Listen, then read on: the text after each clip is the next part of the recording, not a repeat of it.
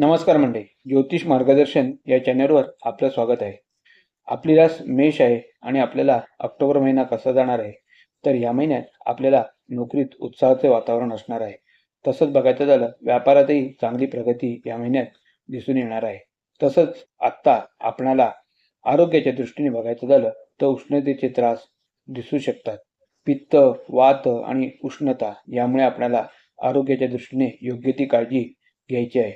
तसेच मेष राशीच्या लोकांनी एकंदरीत या महिन्यात आर्थिकदृष्ट्या थोडं स्वास्थ्यता लाभणार आहे. भागीदारीचे व्यवहार मात्र टाळायचे आहेत.